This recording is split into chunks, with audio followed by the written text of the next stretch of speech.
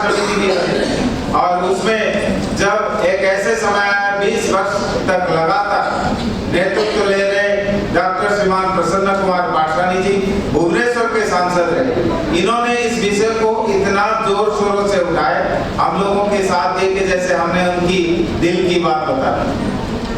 मुझे वर्तमान कहना चाहूँगी जे ओडिशा लोक मैंने एटी कहीं टिके आम निज भाषा कहबार आवश्यकता अच्छी। आम राष्ट्रीय अध्यक्ष महोदय कार्यकारी अध्यक्ष महोदय आशीष जी कहते कहले आप ओडिया कहले किसी असुविधा ना आम भी शुणा। तेणु आमर जो ओडिशार 4.5 कोटी लोक जहाँ कहते किंतु सी तो जनसंख्या को देखिले 4 कोटी 80 लक्ष जदि यही भाषा को कहूवा क्षेत्र जदि आप देखिए पाखे हूँ सड़ईकला खरसुआ जो पचड़ मागुली से सब अंचल को देखा बंगला देखा ये देखा तो 6 कोटी ऊर्ध लोक ओडिया लोक ओडिया भाषा कहते किंतु से 6 कोटी ओडिया लोक ओडिया भाषा कहता जो शास्त्रीय मान्यता प्राप्त भाषा जहाँकि 2000 वर्ष पुराना इतिहास अच्छी भाषार से भाषार सम्मान आज पर्यंत आम न्यायालय दरकार। जो संविधान विषय कहती दीटा जिन को मिसेकी कहूँ संविधान आम जो निर्माण कले 1950 मसीह पूर्व जो तर्क है 2टी दिन केवल आम तर्क होता से 2टी दिन भी मोर मन अच्छे 16 और 17 सेप्टेम्बर 1949 यही 2 दिन में आमर तर्क है संविधान तर्क सभा बसिया संविधान तर्क सभा ये कथा है जे नाई नाई आम हूँ देश को आजादी मागिलु देश को स्वाधीन करने मागिलु देश ता निज भाषा छिड़ा हम आम देश को निज भाषा छिड़ा करवा आ सो भाषार गर्व रखा किंतु से संविधान तर्क सभा मध्य जो से समय नेतृत्व थे किसी भाई माने कहले कहले जे नाई आमे माने एही विषयटा को टिके विलंब करिया पड़ो काहेकि ना बॉम्बे रे राजकुमार गोटे कॉलेज अछि सेठी किसी हमर राजा महाराजा का पिला माने पढुचंती से माने इंग्रजी रे जेतले पढुचंती से पिला को टिके एडजस्ट करबा को समय लागो आपण 15 वर्ष दियंतु ए केवल गोटिए विषय आपण यदि संविधान रो जो तर्क सभाटा को पढिबे सेतरे आपण माने बुझी पारिबे समझ कोबळे विडंबनार विषय आमर भाषा को लेकिन आम देशर आम बापा पुरुष माने महापुरुष माने जो माने लड़िले जुग जुग धरी लड़िले जे आमे आम देश को स्वाधीन करबा इंग्रेज मानकटारु शासन करबा एवं इंग्रेज शासन रे होची आमे इंग्रेजी कहबा ने आम निज भाषा आनी किंतु निज भाषा आनिबा को से जो 15 वर्ष समय नहीं गले से तबले लिखिले कोन संविधान रो अनुच्छेद 348 देखिले संविधान 348 रे कहले कोन ना जो पर्यंत विधान संविधान माने जो पर्यंत अन्य कौन सी व्यवधान है नहीं से पर्यंत उच्च एवं सर्वोच्च न्यायालय भाषा इंग्रजी रही। ये जो विषय है ये विषय पूरे उड़ीसा के नहीं देश की 22 भाषाओं के असम्मान की बात है।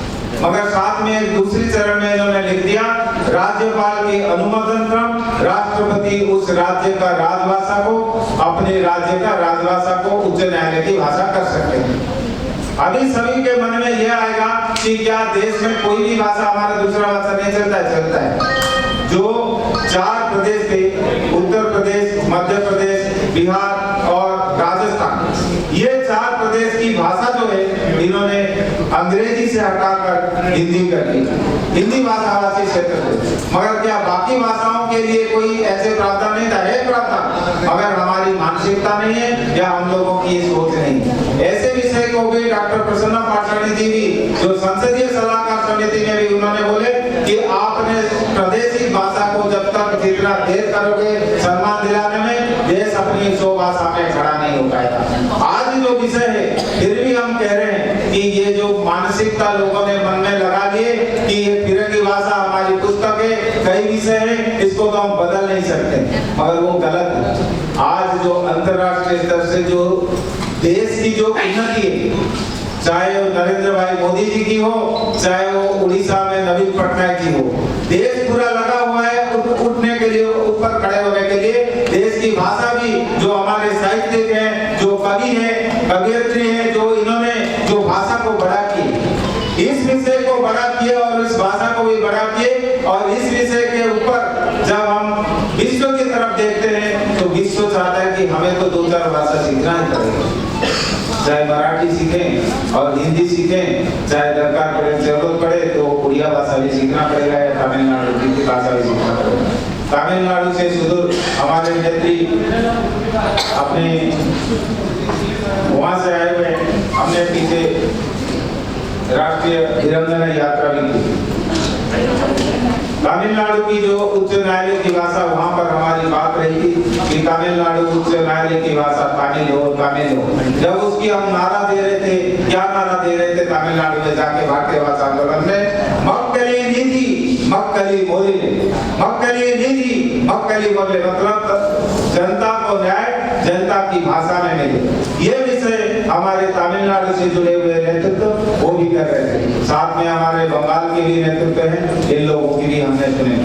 मगर ये विषय जो आज की है, भारतवर्ष में भारतीय भाषाओं की पर्यायात्मक वृद्धि, सही रूप में यदि देखें कि ये विषय इतना गंभीर है और ये 2 दिवसीय कार्यक्रम हमारी अनेक विषयों पे ही, हिंदी विषय से जुड़े हुए विषय पे रहेंगे। आप हम लोग सब सुनेंगे।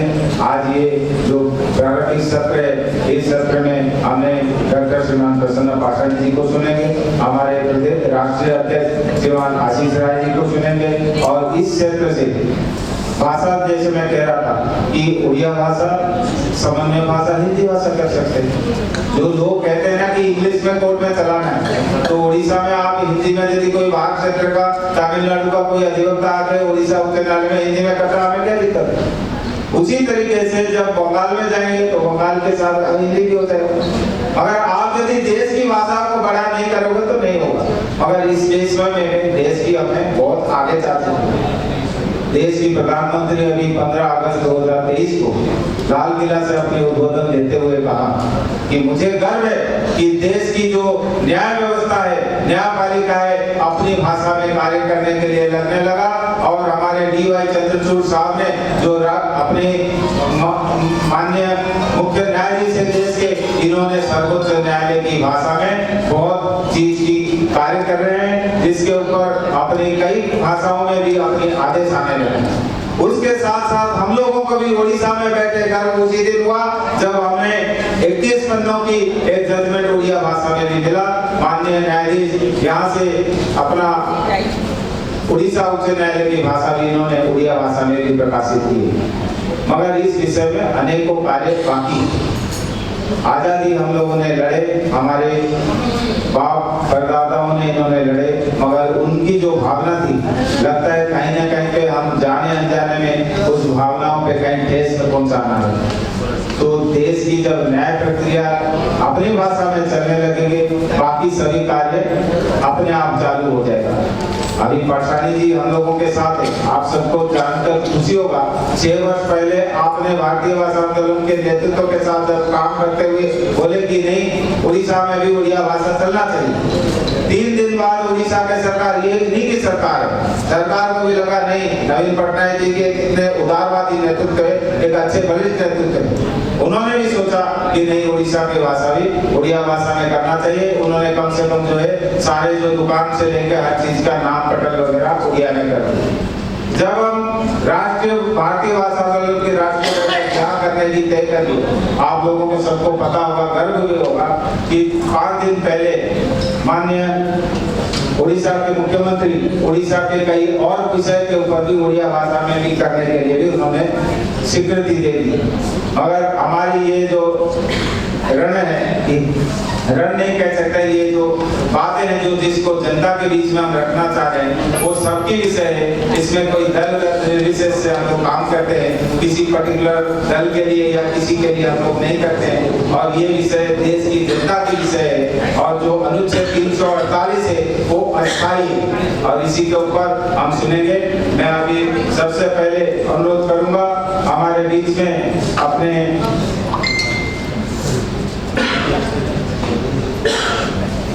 राष्ट्रीय महिला प्रमुख श्रीमती पूनम कौर जी से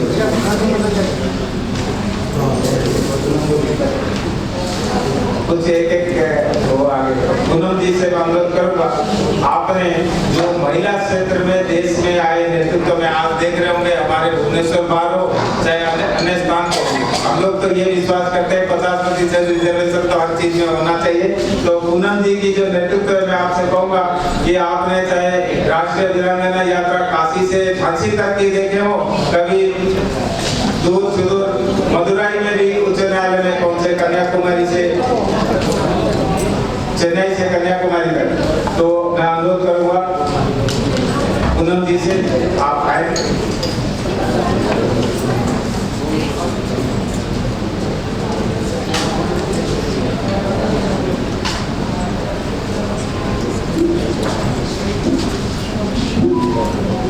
सबको नमन करते हुए मैं आपके सामने वक्तव्य रखती हूँ। पवन जी प्रणाम। देश भर से आए हुए सभी भाइयों को, बहनों को मैं स्वागत करती हूँ। आप 2 दिवसीय राष्ट्रीय बैठक भारतीय भाषा आंदोलन में रहेंगे और आंदोलन के हमारे सभी कार्यों का अवलोकन करेंगे, योजना बनाएंगे। और मैं तो राष्ट्रीय महिला प्रमुख को नाते कहूँगी कि अपने महिला संगठन को विशेष रूप से मजबूती देने की और योजनाओं को आगे बढ़ाएंगे। भारतीय भाषा आंदोलन ने पिछले कुछ वर्षों में महिला संगठन को आगे बढ़ाने की दृष्टि से बहुत काम किया है। इसी क्रम में वीरांगना यात्रा 2 भागों में हमने निकाली। एक, सबसे पहले रानी लक्ष्मीबाई को अपना प्रेरक मानते हुए काशी से झांसी तक हमने वीरांगना यात्रा निकाली, जिसमें देश भर से करीब 200 बहनों ने वहाँ किया। ग्वालियर में इसका समापन रहा। रानी लक्ष्मीबाई का जो शहीद स्थल है, वहाँ पे हमने इसका समापन किया यात्रा का।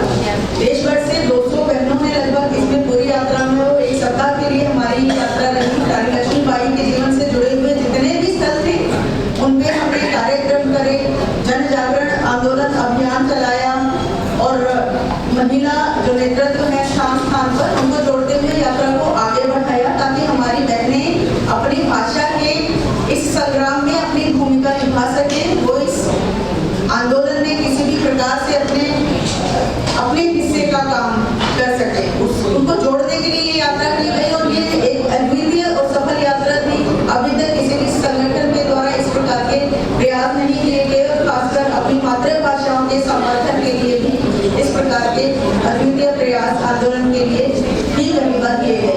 दूसरी यात्रा हमारे चेन्नई से अनिका जी हैं, उनके प्रयासों से मद्रास हाईकोर्ट से लेकर मदुरई उच्च न्यायालय तक ये यात्रा निकाली गई और कन्याकुमारी पर जाकर यात्रा का समापन किया गया, जो कि एक सफल यात्रा रही। और दक्षिण भारत में एक सशक्त आंदोलन का संगठन के रूप सामने आया और दक्षिण भारत में ही महिलाओं की इस प्रकार की ये पहली यात्रा निकाली गई। और दूसरी यात्रा की भी अनिका जी तैयारी अपने स्तर पे कर रहे हैं। आप सभी से मेरा ये अनुरोध है कि हम देश का आधा जनसंख्या है और उस नाते हमारी अपनी भागीदारी देश के बदलाव में उतनी ही संख्या में होनी चाहिए जितनी संख्या में हम हैं। उस दिशा में हमें काम करना चाहिए। आप सभी से मेरा अनुरोध है कि अपने अपने स्तर पे हम यहाँ पे सब वो लोग हैं, मैं ऐसा मान के चल रही हूँ, जो समाज को कुछ देने की स्थिति में है। हम अपने समाज को कुछ दें, हम अपनी मातृभाषा को, अपनी मातृभूमि को कुछ दें। भाषा और संस्कृति में हमारा योगदान हो सकता है, जिसमें हमें चढ़ बढ़कर भाग लेना चाहिए। मेरी सभी बहनों से मेरी अपील है, मेरा निवेदन है कि हम सभी इस पावन काम में अपना कार्य करें, अपनी भूमिका निभाएं और आंदोलन के साथ आगे बढ़ते हुए अपनी मातृभाषाओं को उनका स्थान दिलाने में आप सहयोगी बने। ये मेरा सबसे अनुरोध है। सभी भाइयों का बहुत धन्यवाद। आप सब आए हैं, हमारे को प्रोत्साहित करने के लिए आए हैं और बहुत अच्छी व्यवस्थाएं हैं। दूसरी बार हमारी राष्ट्रीय बैठक हो रही है और उतना प्यार और सम्मान यहाँ मिलता है हमेशा ही और बहुत उत्साह में हम आगे बढ़ते हैं। तो इस प्रेरणा के लिए और आप सबके आने के लिए, रहने के लिए बहुत बहुत आपको धन्यवाद। अति सुंदर हमारे नेत्री पूनम गौड़ जी, आपकी नेतृत्व में जो महिलाओं की कार्यक्रम रही वो देखने लायक था। मतलब कोई आज तक कोई हजारों किलोमीटर बस में चले जाए, एक जगह से दूसरी जगह से तीसरी जगह। महिलाओं के जो ये कार्यक्रम था, पूरा उत्तर प्रदेश, मध्य प्रदेश, इधर तमिलनाडु, उड़ीसा, ये हर जगह पे ये बात गूंजने लगा। वो डॉक्टर प्रसन्न पाठशाली जी के नेतृत्व में ऐसी एक विषय थी, आओ मिले सांसदों से। हम जब गए सांसदों के पास, क्योंकि उसके पीछे भी डॉक्टर पाठशाली जी हमें, उनके साथ हमारी राष्ट्रीय अध्यक्ष अरुण जी भारद्वाज जी आए यहाँ पे भुवनेश्वर में बैठक कि संसद में ये बात कैसे उठेगी। इन्होंने हमें रास्ता बताया। हम लोग पहले सोचे थे कि संसद के सामने जाके कहीं नारा लगाए, मगर उन्होंने बोले कोई जरूरत नहीं, सुनने काल में आप ये विषय को उठा सकते। हमने गए, कम से कम आप लोगों ने देख रहे होंगे महाराष्ट्र के सांसद से लेके अन्य जो उड़ीसा के अन्य प्रदेशों के, जब हम कानपुर के सांसद महोदय जी के पास पहुंचे, उन्होंने अगला दिन हमने देख रहे टीवी में, अरे ये तो पूरा हमारी बात यहाँ पे संसद में कर रहे हैं। सुनील पिंटो जी सांसद है बिहार के जनता दल यूनाइटेड के, इन्होंने भी इस विषय को उठाया। ये भाषा सबकी है। कल हम लोगों को पत्रकार बैठक में किसी ने पूछा कि हमारे ये भला भला यहाँ पे करते हैं, मैंने बोला कि भाषा सबके लिए, हम सबके लिए काम कर रहे हैं, इसमें कोई दल और ये का विषय नहीं। और ये विषय के ऊपर अब जब हम आगे बढ़ाएंगे आज की कार्यक्रम, और इस क्षेत्र से जो उड़ीसा से देखेंगे तो उड़ीसा में उड़िया भाषा के अलावा हिंदी भाषा को बड़ा करने के पीछे हमारे साथ में बैठे हैं डॉक्टर शशांक शेखर सुरामणी। आपकी जैसे विश्वविद्यालय के उसके भी डायरेक्टर है, आप हमारे प्रोफेसर है। दीर्घ 32-33 वर्ष से उड़िया भाषा में इन्होंने प्राध्यापक किए, मतलब कई किताब उनकी लिखे गए। जीविका एक पोएट्री के इन्होंने भी, हमारी जो जातीय उड़िया कवि सम्मेलन हमने कोरोना काल में किए, इन्होंने उसका नेतृत्व किया। ऐसी दिग्गज नेतृत्व भाषा साहित्य में उनके लिखे, जो उनकी द्वारा जो प्रकाशित विश्व मुक्ति पत्रिका है, जो उड़ीसा से निकलता है, मगर वो उड़िया भाषा में भी होता है, हिंदी भाषा में। अभी उस पत्रिका का हम लोग उन्मोचन करेंगे। मैं अनुरोध करूंगा डॉक्टर पाठशाली जी को और अभी अपने कार्यकारी अध्यक्ष श्रीमान आशीष राय जी को, पूनम जी को इसका उद्घाटन करें।